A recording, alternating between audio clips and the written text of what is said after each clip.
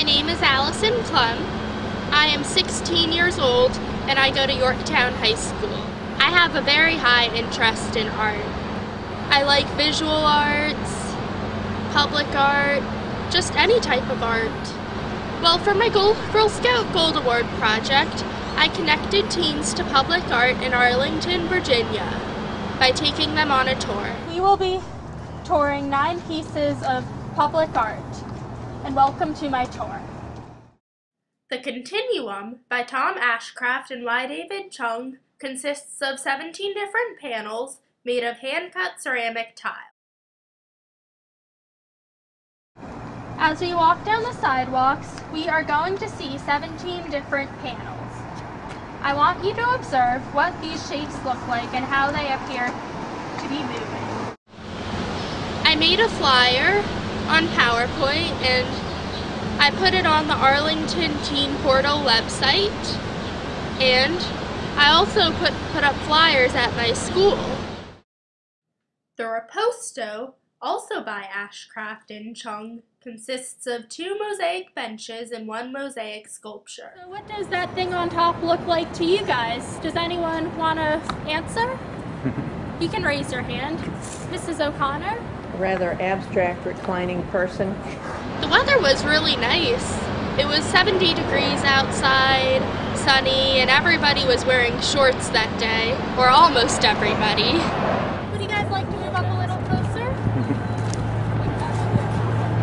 Okay, so this piece of public art over here is called Anna and David by Miriam Shapiro. This piece is made of aluminum and paint. It is 35 feet high and 31 feet wide, weighing 1,200 pounds. Actually, it reminds me of something that used to happen in San Francisco. Every year they had something called City Dance. And thousands of people in blocked off streets all over the city would be coordinated in a kind of free-form, roll-your-own kind of dance thing that was all through the city streets. It was really wonderful. It just takes me back to that. I noticed that it was very colorful, and it looked like Michael Jackson, the one on the right, I believe. And I liked the dance movement. I felt very happy because at least they seemed very happy to be on my tour. Cupid's Garden by Christopher Gardner is made of stainless steel. It suggests the language of street signs, movement, and progress. The sculpture was dedicated, appropriately enough, on Valentine's Day in 1994. In fact, the sculpture is 6 days older than I am. I have a comment about Cupid's Garden. I like the way the arrows point on all different directions, indicating the signs on the road. The stainless steel looks very good. Plenty of arrows in this sculpture. It's supposed to represent street signs and kind of confusion that comes along with the traffic cycle here in Rosslyn. Not very many people look at public art all that much because everybody's so busy with schoolwork, work, sports, and everything that they just don't get a chance to look at all the public art. The Family by Boaz Vadia is made of bluestone cut into thin layers with threaded steel rods. It's almost 7 feet high and weighs 2 tons. It shows the biblical King David, his wife, and daughter. We are at the King David sculpture, and it is gorgeous. And we think that it's really cool how the woman in the sculpture has her arm around the man. Wait, which one's the lady? The one with the bun. Dark Star Park by Nancy Holt is an example of integrated public art because it's not separated from where it takes place. Piece. I think it's really pretty and I like the hole in the ground. I really like how, like, in some water, like the mix of tunnels and water. Each year on August 1st at exactly 9:32 a.m., the shadows cast by these spheres and poles line up with the permanent forms on the ground beneath them. That's because August 1st is the date in 1860 that William Henry Ross purchased the land that became Rosslyn. Spectrum of Freedom by Karen Singer and Evelyn Stanley is a 7-part mural. Each part is composed of 42 tiles that students hand-sculpted and glazed at the Lee Art Center. It uses the 7 colors of the spectrum and talks about 7 different freedoms.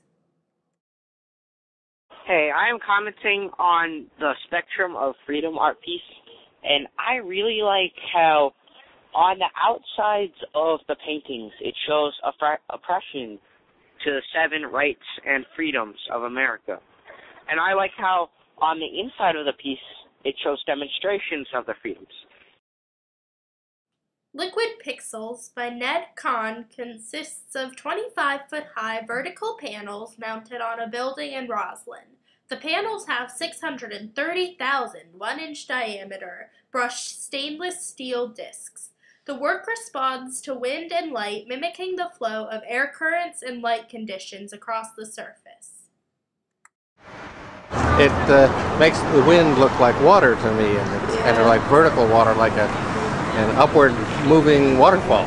It's not a waterfall, it's a water ride. This is Paige, and I just want to say, whoa!